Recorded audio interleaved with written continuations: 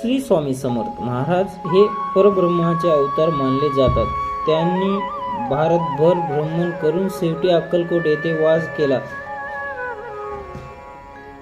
त्यांच्या दर्शनाने वचनाने आणि कृपेने अनेक भक्तांचे दुःख दूर झाले.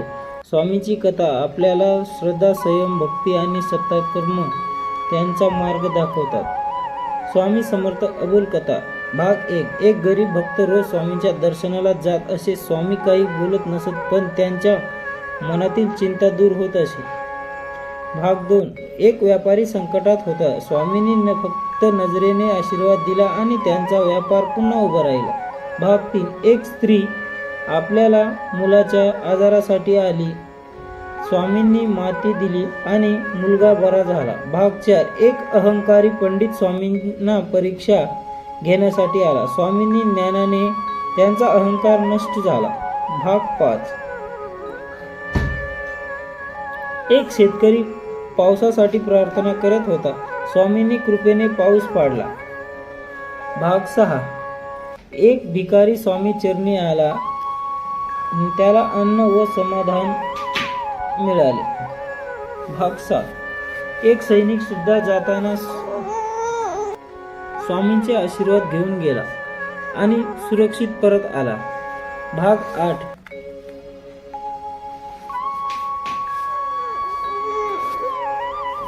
एक स्त्री हरवलेल्या मुलासाठी रडत होती. स्वामींच्या कृपेने मुलगा परत मिळाला. भाग 9. एका व्यापारी लोभामुळे संकटातून सापडला. स्वामींनी त्याला सत्याचा मार्ग दाखवला. भाग 10. एक भक्त रोज नामस्मरण करत होत असे. स्वामींनी त्याला आध्यात्मिक अनुभव दिला. भाग 11. एक आजारी वृद्ध स्वामींच्या दर्शनाने बरा झाला. भाग 12. एक गरीब मुलाला शिक्षणासाठी मदत मिळाली. भाग 13. एका कुटुंब भांडणाने तुटले होते. स्वामींच्या त्यांच्या एकत्र आणले. भाग 14. एक भक्त संकटात असताना स्वामी स्वप्नात दर्शन घेऊन मार्ग दाखवतात. भाग 15.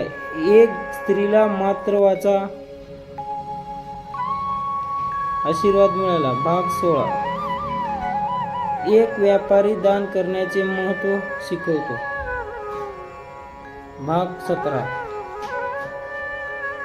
एक युवक वाईट मार्ग सोडून चांगल्या मार्गावर येतो. भाग 18. एक भक्ताच्या घरी संकट दूर होते. भाग 19. एक साधू स्वामींच्या चरणी ज्ञान प्राप्त करतो. भाग 20.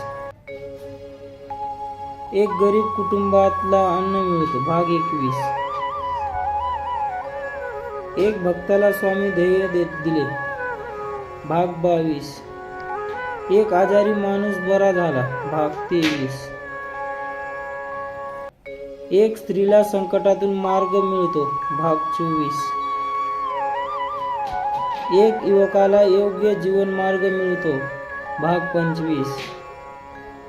एक भक्ताला स्वामींच्या कृपेने आत्मशांती मिळते. भाग समाप्त. श्री स्वामी समर्थ.